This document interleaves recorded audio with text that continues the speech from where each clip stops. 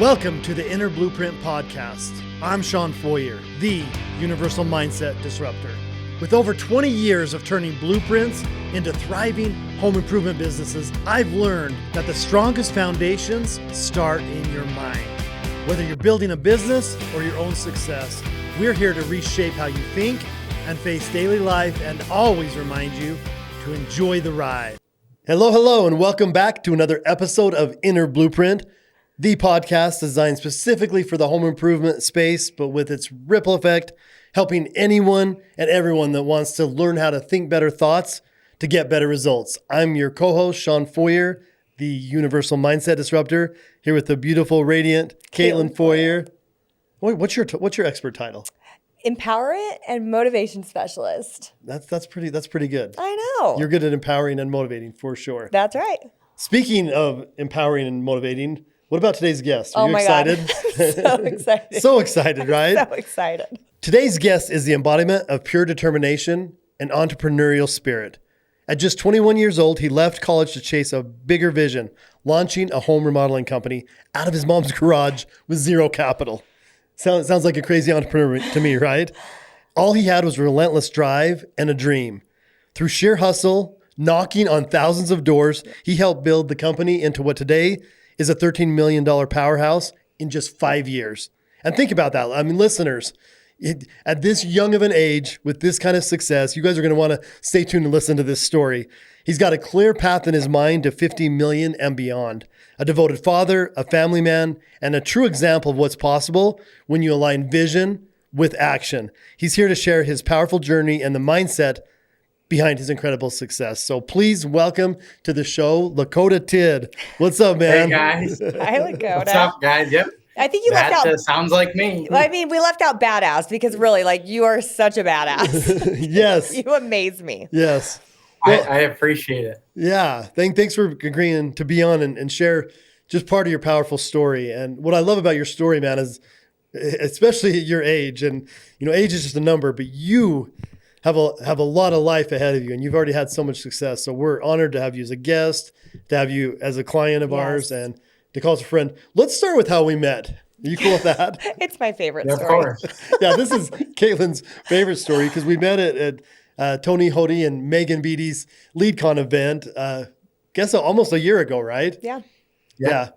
And Megan introduced us at the event. We had a little conversation, but my favorite part is a bunch of people had gone to a baseball game. Me and one of my other clients were walking back, and we decided to poke our head into a casino and walked up and wandered around, found an open spot on a blackjack table, and I sat down and was pleasantly surprised to see I just sat down next to Lakota.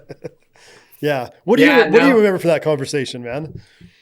Yeah, so it was incredible because I saw when I went to LeadCon, all I saw was a bald head guy, right? And I'm a guy, I used to have long hair, right? So, yeah. But when I heard you get up and speak, I was like, wow, it's very rare to find someone speak like that. And that thinks very similar to the way I think, especially when it comes to mindset and mentality. And I thought when I was at the show, I was like, I would love to get a chance to just sit next to this guy and just to pick his head. And I never go to the casino. The guys drugged me out. We went to the casino, sat down playing blackjack, and then I saw him. We talk about law of attraction story, hold it in your mind. And I had the same thought. I'm like, I really want to have some time to talk with Lakota, and sat down next to you. Yeah. It was almost love at first sight. It was perfect. The seat next to me, it was a full table. The seat next to me was open, and you came right in, and we started chatting. And a year later, I've changed a lot. Yeah. Well, again, too, we were talking, and we can touch on this too, because you are a wise soul, but you were raised by an older father, and I'm 51 years old, and me and Caitlin were considering at that time, we were talking about, do we want to have kids or not? And I was in my head, and you're like, oh, if you can, you should do it, man. That's so cool having an older dad. And then we talked about, we both went to Jamaica for our honeymoon, and Caitlin had said she wanted to stay over the water in a bungalow, but we didn't want to fly across the globe. And so we Googled closest to the U.S. over the water bungalows and found a beautiful place in Jamaica. And you and your wife stayed in the same place. That was crazy to me. So crazy. A lot of similarities, in experiences that we've had and mentality. So it was an instant connection. I knew that I needed to know more and eventually go into your course and everything after that. But that's where it started. That's where we met. And it's a better story than how I met my wife. Yeah, that's what I said. I'm like, their story is better than how Sean and I met, for sure. Yeah. Well, and again, I mean, I love the synchronicities, but what really drew me to you was one, your age. And, I started this industry young and I got challenged a lot for it, right? Like people said, even my dad that I was in business partners with, he wouldn't let me sell when I was a teenager when I started, but he's like, you look like you're 12, you're not going in the house yet. But just to see the results you were having, the mindset you currently had, and I knew we could help take you to the next level, but I was really inspired by it. And I think for listeners, can we just start with your decision to drop out of school and start a company with no capital? I mean, that's the other thing too, is you are the perfect success story of start with nothing and hold it in your mind and see what you can build. Yeah, literally came from the dirt, right? And, still going through the trenches and building a successful business. But I think it starts way back, like back in high school. I remember that all my friends, everyone I knew, they knew exactly who and what they wanted to be. My best friends one was going to be a welder. One wanted to be a veterinarian. I had no idea. And that's a tough feeling to feel when you're almost graduating, right? Yeah. And everyone knows exactly who and what they want to be. I had no clue. I had no clue. And that really gets you thinking, right? One thing I knew that I was good at was back in middle school, my dad got a whole bunch of Mountain Dews on sale, bottled cans of Mountain Dew. He bought like 100 cans. And I thought one day, I'm just going to go to school and sell Mountain Dew. So in 8th grade, I sold Mountain Dew cans for $1. Oh, boy. And that was my first business tryout, right? Yeah. And I'm thinking back on this, I was really good at that because I would sell Mountain Dew. I'd bring it to the customer, in the classroom. Math class, I had 5 customers. It got to the point where I was selling so much Mountain Dew that I had my entire locker was full. I couldn't take home homework because my backpack was full. My lunch boxes were full.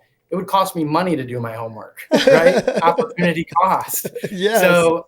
So I started selling them like crazy, taking them to the lunchroom. Everyone was buying Mountain Dew from me. And eventually my brother was in 6th grade. I hired him on. We started a new location, right? So you already scaled a business in high school. And we scaled it in 6th grade. It got to the point where my brother and I, we were selling, over 100 a week Wow. of Mountain Dew.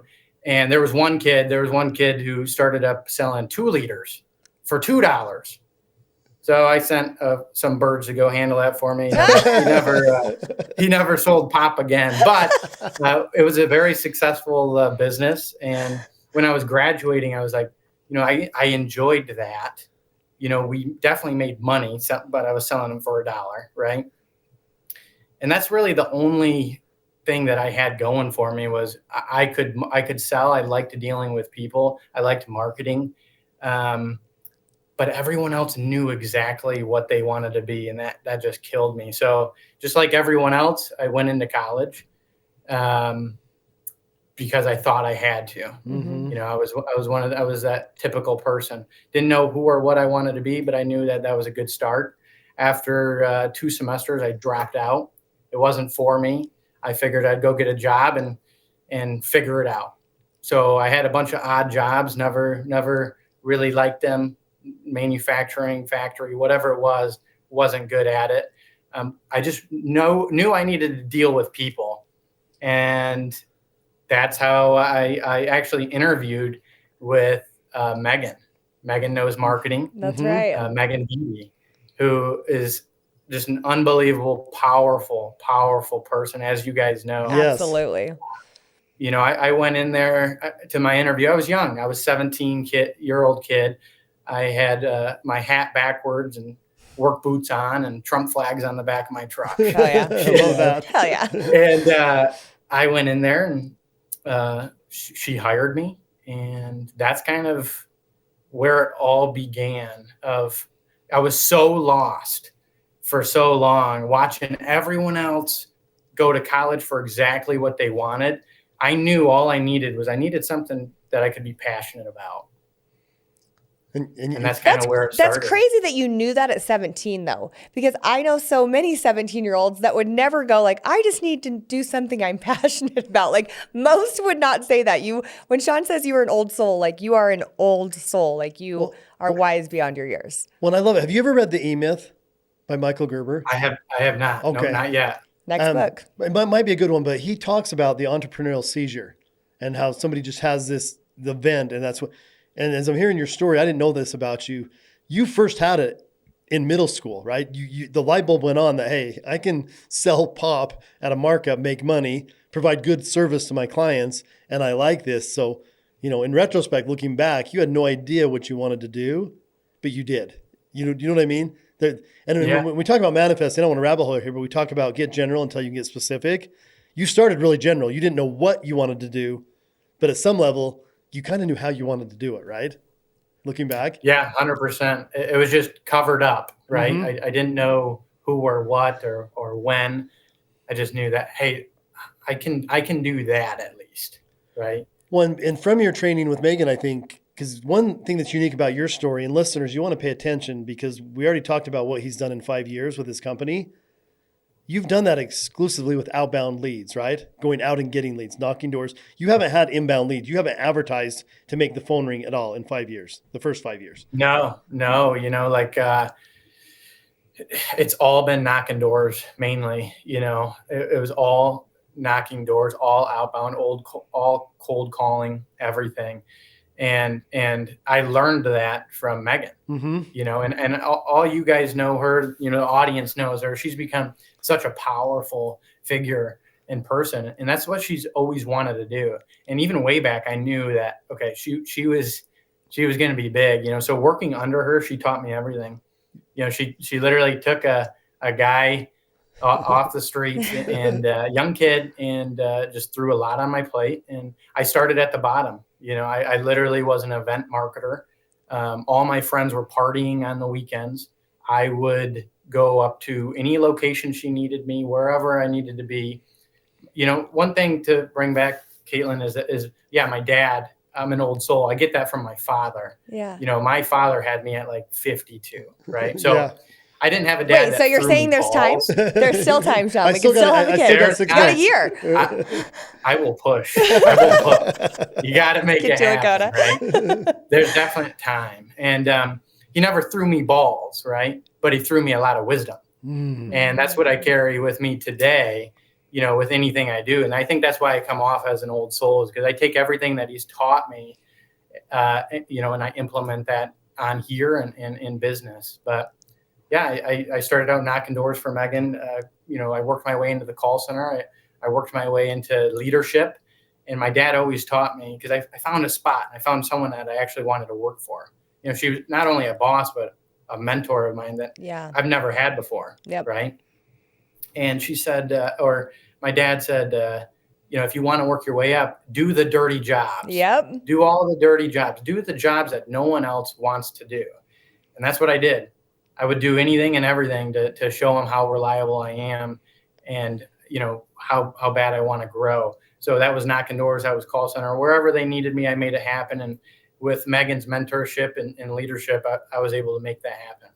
Yeah, it was so funny because you said, I started as an event marketer, knocking doors, and then in the call center. I cannot see you working in a call center. How was that part of it for you? Because that's an important step, but yeah. Yeah.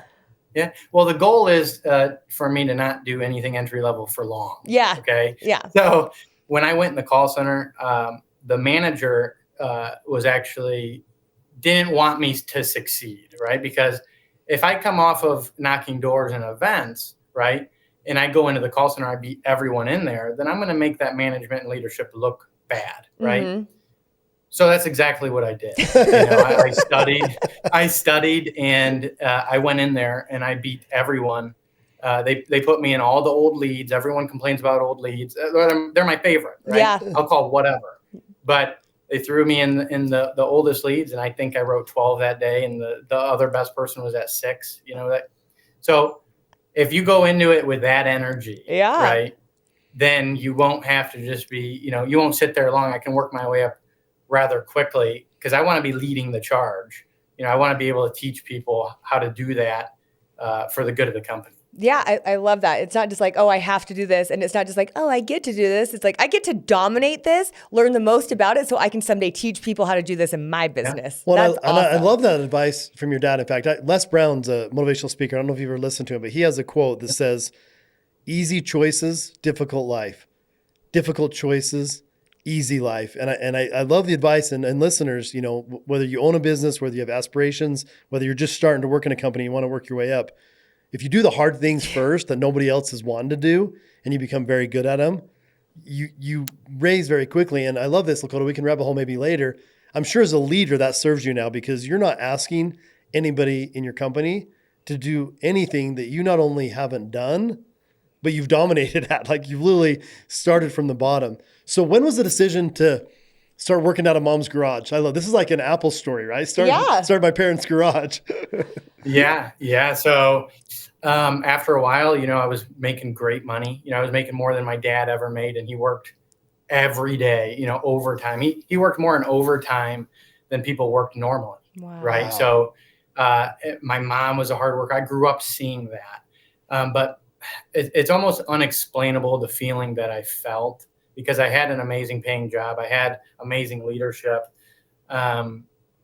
Just something in me wanted more. And every book I've ever read states that, hey, you got to do it. You got to do it now. Right. And you got to do it before you have the wife, the kids, and the last thing I ever wanted was to wake up one day and maybe have regret. So that's kind of how it happened. I left an amazing opportunity, and Megan's still my mentor. I learned so much from her. Every single day I listen still, right? Nice. And I use all the stuff that I was taught. But something in me that I couldn't even explain or express, I just had to go and try.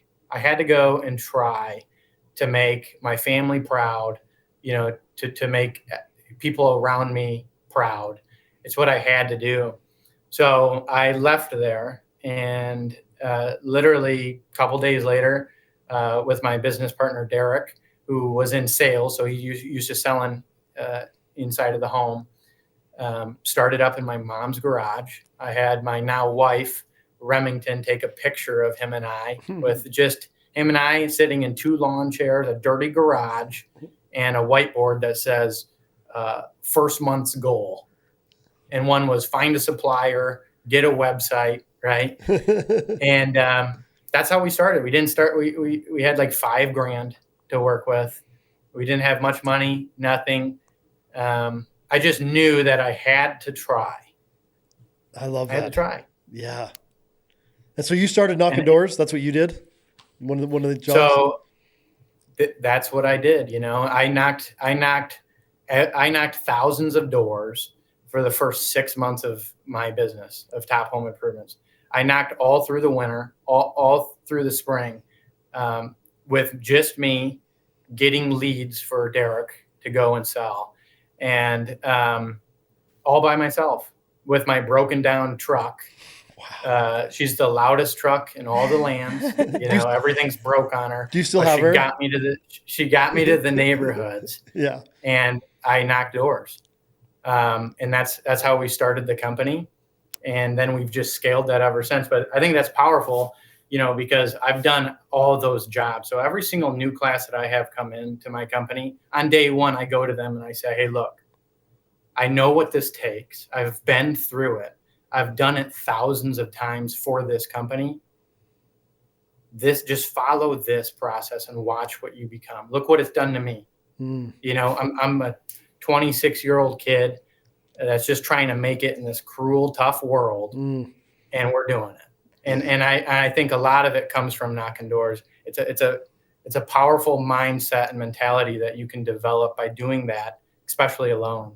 Yeah, and listeners, if you've never knocked doors, I actually knocked doors in high school, and I can't say I was as good at it as you are, man. That is mental toughness to knock doors, and people are rude to you. People yell at you, like all kinds of crazy shit happens, and you just have to have the mindset that I'm looking for the yes, like to ignore the no's, next, and coming from that mindset. How much did you guys do your first year in revenue? Do Our you remember? first year, our first full year, we did 2.8 million. That's incredible. That really is so incredible. And it's so interesting because Lakota, where is your company located? So we're in near Grand Rapids, Michigan. Okay, so near Grand Rapids, Michigan. I know this. I want listeners to know this. Because when you said I knocked thousands of doors, so many people go, "Oh, I don't live in that big of an area." Where you live is not that big of an area. And then you said I did it through the summer, I did it through the winter. Let's talk about winters there. You know what I mean? This isn't a Southern California winter. Like this is cold. This is, straight up Game of Thrones, White Walkers type of winter.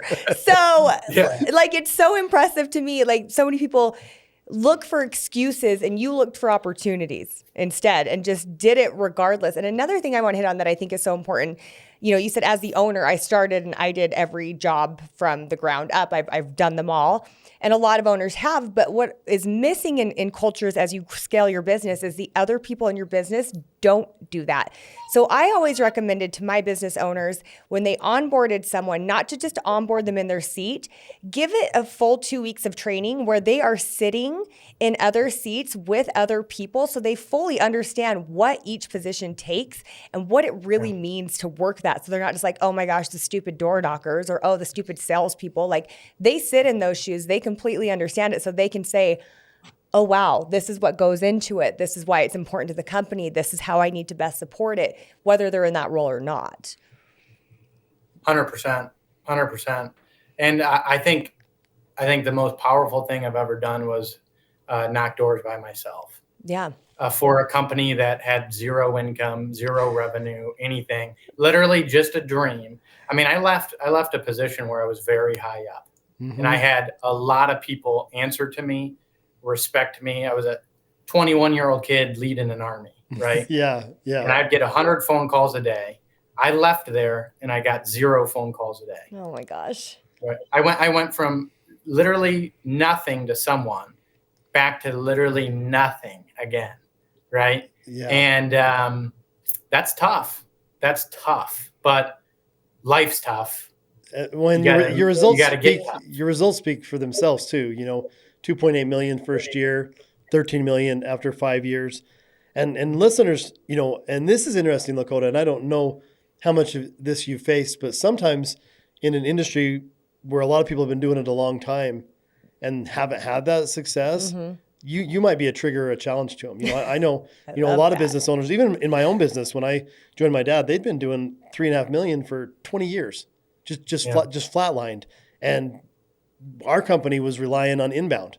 If the phone didn't ring, we didn't have anything to do. Well, right now we're in a time, and listeners, this, where the phone isn't as active, the internet, the lead sources aren't COVID's working. over. Yeah, and I know more and more people, and I think even in our group, Lakota, you've probably had quite a few people reach out to you asking you how you're doing this because, it's a time, we talk about paradigms and mindset, a program, pattern, belief. If you've been relying just on inbound leads for a long time, it might be time to think about doing it differently and creating a hybrid. And for you, Lakota, you've done exclusively outbound. Are you integrating inbound now as part of your process? Now that you've got to, I am. I'm doing some commercials, lead aggregates. My whole philosophy was if I can build this company to be self-reliant, then we're not going to blow over in the wind, right? Where all these other companies they rely on inbound. I don't. It's like a bonus to us, right? And now I can really scale the company. But to your point that I may trigger people, I hope I do. Yeah. Because hopefully that triggers something in them to change. Because this industry is tough. It's hard, but there's better ways to do things. And a young guy like me, hopefully I have had a lot of people reach out to me and want to learn, and I appreciate that. I'm willing to help, right? But I hope that if it does trigger you, it triggers you to do something differently. And then that's great. Whether you like me or not, at least you might find growth. I love that. And your mindset too. Maybe we can talk about this because, our conversation, I knew you had good mindset. What was your thought? Because I know it took you a minute to decide to work with us on mindset. And one of the challenges was, I think you knew you had good mindset to accomplish what you had the day we met. What was it like thinking about joining a mentor and a program on mindset? Walk listeners through that just a little bit. So I was so used to being alone. No one my age is doing anything like this. Okay. No one would, and I don't blame them. There's a lot you got to go through, and you got to become extremely strong and extremely uncomfortable, right? To grow, and especially in an industry like this. But I wanted to protect my brain, and I'm very careful on who I align with and who I learn from. And to tell you the truth, I haven't had many mentors at all whatsoever, other than Megan. Yeah. Right. Mhm. He was my main one because we thought around the same way. So I was protecting my brain. So yeah, of course I'm cautious because I'm also an implementer, extremely. So if I like something, I'm willing to change for it. I'm willing to grow with it, and I'm willing to implement it right away. So yeah, I was cautious, but it turned out to be one of the best things I've ever done. But that's with, your course, you guys, and anyone else I talk to. You got to protect yourself. Everyone wants to teach you things, so you got to be careful of what you're being taught. Yes. That's great advice. Honestly, it's, protecting your energy, not just grabbing whatever is thrown at you, being selective about actually catching what's being thrown at you. Right. I love that. Do you mind sharing? I don't know if I've asked you this, but what was intriguing to you about what we do? Like, where did you see the opportunity for growth for you? Is there anything specific? Well, what I loved was there was a group of individuals that are doing the same thing that I'm doing, that think the same way as me, or very similar. Where I'm from, the most similar thing is a cornfield, right? Like there's not many people that think the same way as myself and want to achieve and want to grow, especially anyone my age. So if I find someone like that, I get them, and I make friends with them and I keep them around. Nice. But the best thing for me was joining this course, because now I'm not alone anymore. It was almost a paradigm of when I left that other company and was nobody again. I felt that I just had to keep doing it by myself the entire time until I am somebody, but what this has helped me understand is that I am someone, and I came from the dirt twice. And here I am yet again today, standing strong. And another thing, what kept me going when I was knocking doors alone, and I think you'll love this, guys, is what kept me going through the cold winters, knocking by myself, starting up this company, was one day I'm going to be invited onto a podcast where I can tell my story and people are going to respect it because I actually went through it. Oh my gosh. And I survived it. And so this is big for me too. And I really appreciate you guys even getting me on here, because that's what kept me going, is one day I'd be able to tell my story and hopefully other people get something from it and can learn from it. I love that. There's a saying that says nobody cares about your story until you win. And I love that you're sharing. I mean, for me, from working my program, I went through some real challenge and struggles, and nobody cared about my challenge and struggles until I made it to the other side. And you make it to the other side. And I do love too that your intention is, I'm okay if I trigger some people with my story. Good. Do something with it, right? If you're stuck in a level and you want the next level, Lakota's a perfect example of put the bootstraps on and literally, you went door to door. One of the hardest things I think in our industry to do. Well, and I love that, you don't play small. You're like, yeah, I'm young, but I've done all of these things and I have this level of success. So if I'm bugging you because something inside of you feels like, damn, I should have done more at that age, you're welcome.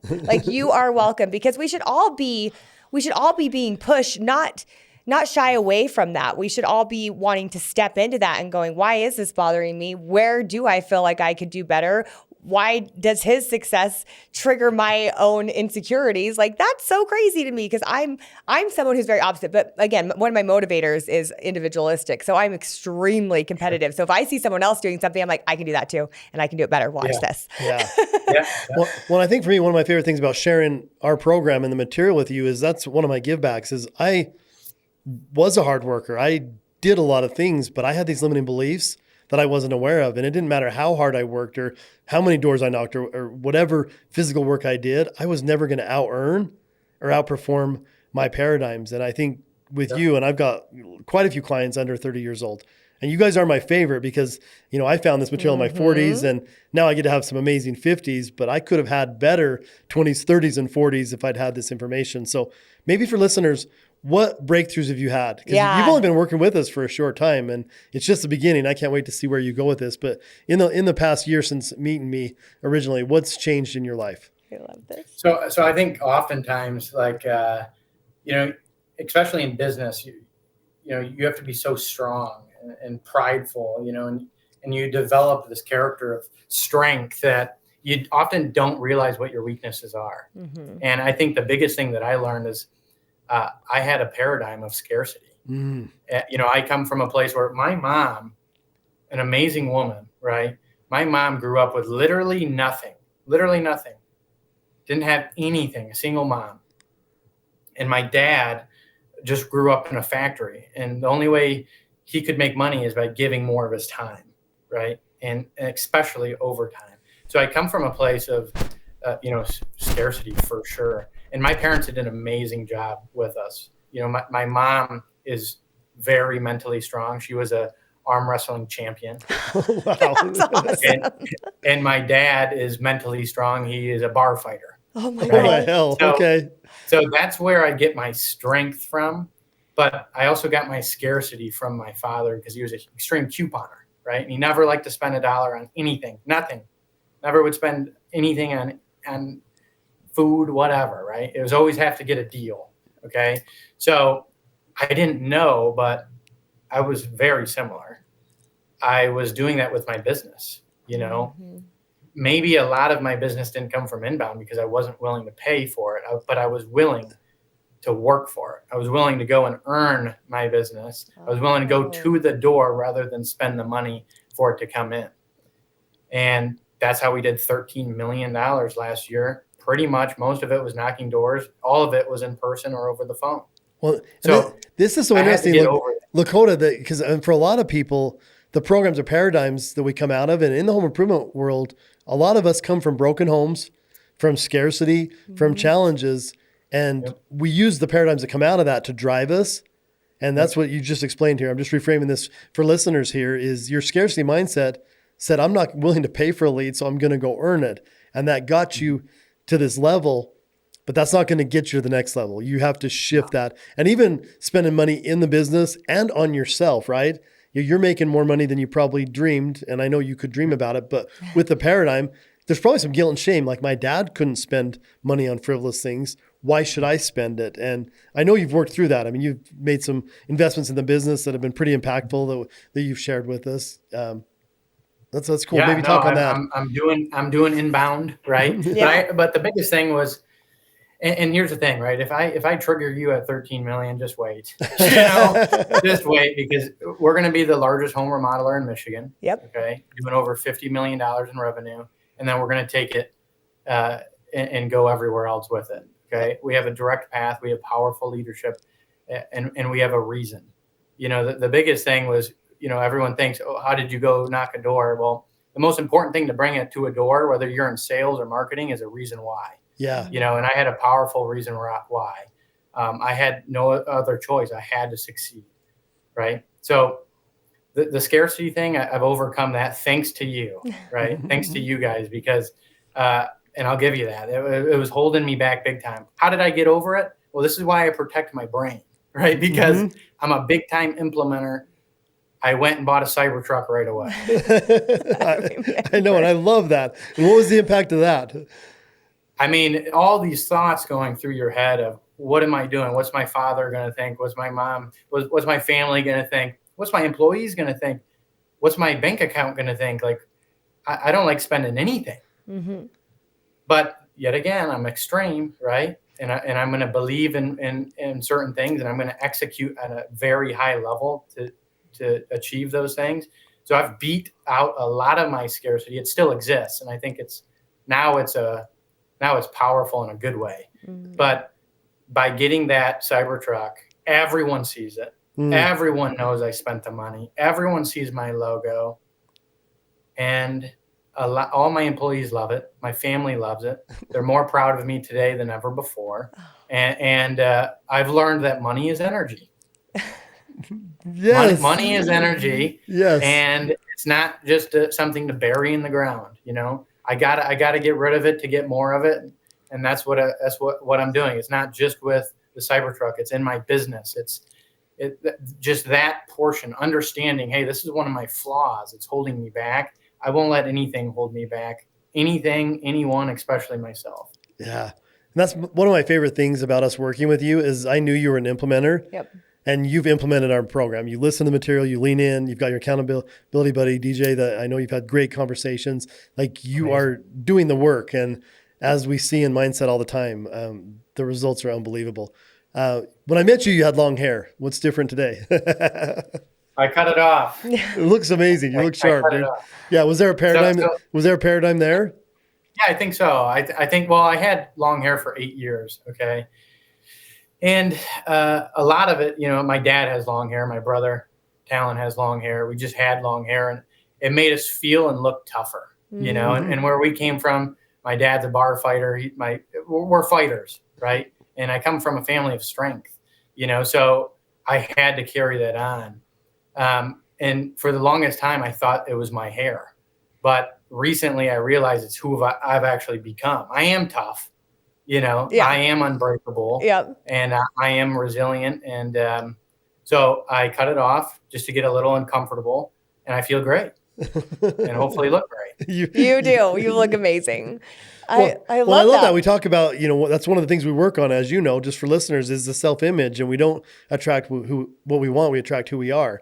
And with you, there was this persona that you had to have hair to be tough and powerful. And you may grow back at some point, right? But you now know Lakota, the individual that we're talking to right now, is where it comes from. And it doesn't matter what you wear, how your hair is, what car you drive. The intrinsic value comes from you. And that's one of my favorite things about this program and the material. Yeah, 100%. And I felt more comfortable because no one could guess my age, and when starting a company at 21, and I'm literally interviewing and hiring people 40, 50 years old. Yeah. Right. Anything would make me feel more comfortable, so I've become a lot stronger, so I don't need it anymore. If I do ever have it again, it's going to be for the right reasons. Yeah. But I don't need it. I've become that person. I mean, I've never met your dad, but I have a lot of respect for him just because of knowing you and seeing his influence on you. How did he take it? Just out of curiosity, was he thrown off at all? Did he give you shit? I thought he would hate it, because it's a thing I do to also, show respect to him. Right. Right. He was very well known and still is very well known because he was, people feared him. He was a very strong individual and he looked like it, long black hair, huge muscles, legendary, and, back in school when I was younger, kids couldn't come over to my house and play because of my dad. My dad was scared, right? So, but really he's just full of wisdom.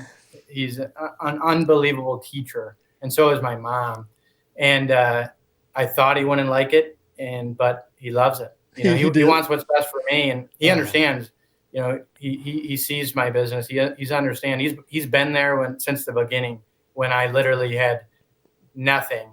Starting this company up, he believed in me. My mom believed in me, and that's pretty much about it. Yeah. And that was enough for me to go and brave the winter storms or whatever you want to call it, right? For 6 months by myself at least, right?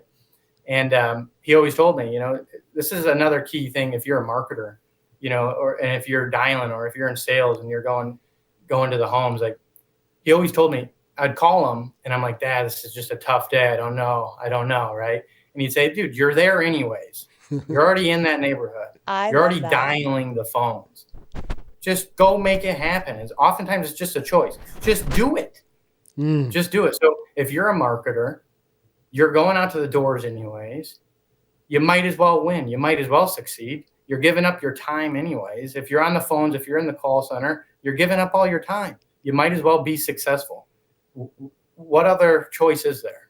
And I took that. I love that. And I've developed such a powerful mentality from doing these things and running a business, because all of those things, Derek and I, we've had to go through building a business in this industry. It's tough. life is tough. You need to be tougher. Yep. And I've done just that, but I've developed what I call a sword and shield mentality. Oh, I love this. I love this. I was going to say, sword and shield, you're right up Sean's alley here. I mean, we got a shield hanging above us right now. So tell us about your sword and shield. I love it. Yeah, so I developed it through the last 5 years, of listening to the average people and watching them come into my business and out, but also, knocking the doors and doing every single position myself, and then earning the right to hire someone else on board. The sword and shield mentality is how often do you look back at the ancestors before you and what it took for you to actually be here?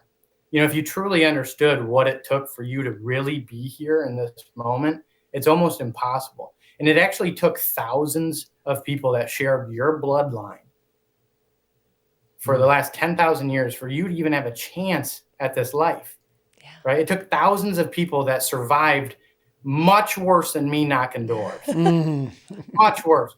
They actually had to fight sword and shield, against enemy armies, Vikings, barbarians, and they all did it just to carry on the bloodline and just to survive, right? Wow. So when you think about what they had to go through, what we have to go through is nothing compared to that. What do I have to do? I have to knock doors and generate leads.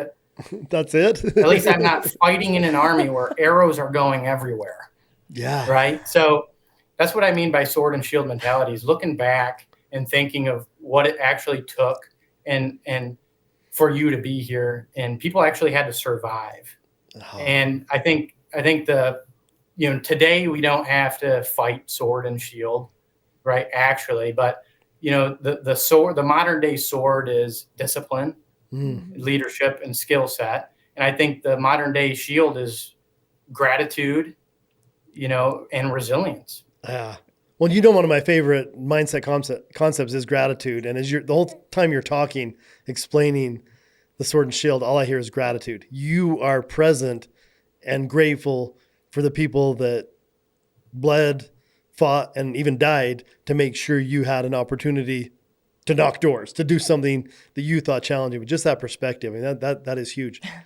For listeners, and thank you so much, man. I just want to say how honored and what a privilege it is to have you, not only as a client, but as a guest on this podcast, sharing your powerful story, hopefully inspiring people.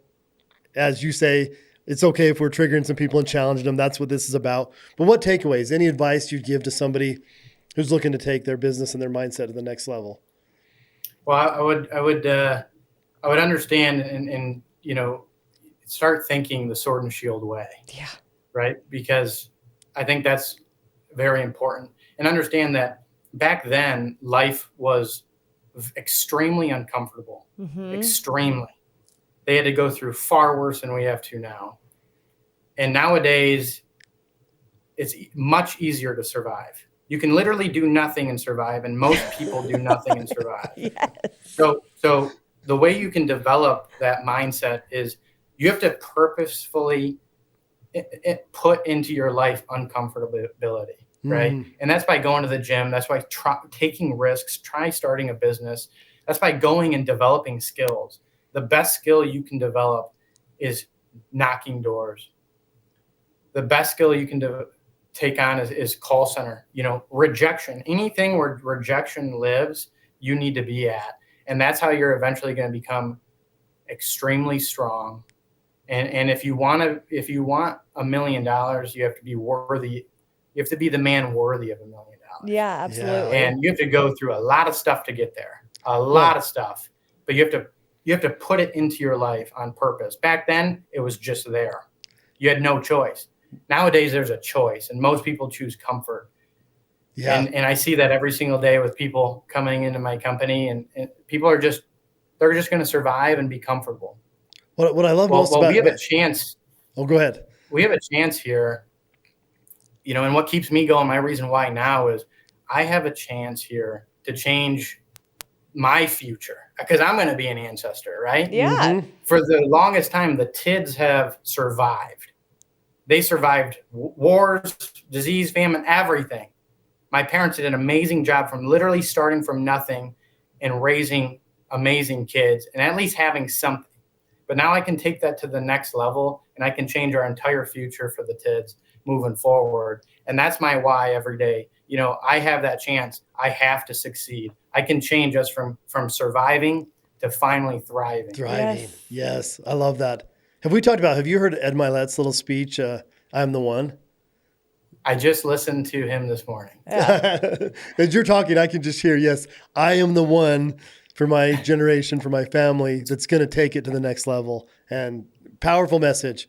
Listeners, listen to this one on repeat a couple times. Yeah. Lots of nuggets, lots of tidbits. You know, get the hard on, do the challenging thing, get out of your comfort zone, develop. And going back, one last tie-in, everything you said that would help them, handling rejection takes a strong self-image. Yep. You can't question yourself, and you trained your self-image by doing that over and over again. So listeners, find something to challenge your self-image, strengthen your self-image so you can handle it, and thrive like Lakota is. I love it, man. Thank you for being a guest. Do you have anything else, Caitlin? No, I love the takeaways. I love the sword and shield mentality. I mean, most days, like these days, we don't have to carry a 100-pound sword and 100-pound shield. Like we have to carry an iPad and an iPhone. Like, why are we complaining? You're right. Like, man up. And then also seek discomfort. Like that is something that is so imperative to me. It's something we tell our children all the time is, you know, seek discomfort, because comfort is the killer of success. Honestly, it is. And so Lakota, I love you. You are amazing. I'm so grateful you were on this podcast. Yes. I appreciate you guys. You know, like I said, it's what kept me going is one day I could tell my story. This is just the beginning. You know, Yes. I'm going to go very far. We're going to build an amazing business. And I hope other people take things from this and do the same thing. And you know, the back then the enemy was external. Nowadays it's all internal. Yep. You know, so you need to develop these skills. You need to work on yourself, be uncomfortable, and become the man or woman that your family needs you to be. I appreciate you guys very much. Oh, I can't wait for our follow-up episode. I want to say a year or two. It might be 6 months that you've gone to 30 million. We'll just wait and see. But thanks for sharing it here. I appreciate you. Listeners, if you like this episode, please hit the subscribe. Please share it with somebody you love and care about. Definitely share this one. Yes. Share it to anyone who wants to start their own business, anyone who's, you know, can do better in life. Just share it. Yes. Thanks for listening. Enjoy the ride. It's a good one. Welcome to the Inner Blueprint Podcast. I'm Sean Foyer, the Universal Mindset Disruptor. With over 20 years of turning blueprints into thriving home improvement businesses, I've learned that the strongest foundations start in your mind. Whether you're building a business or your own success, we're here to reshape how you think and face daily life, and always remind you to enjoy the ride.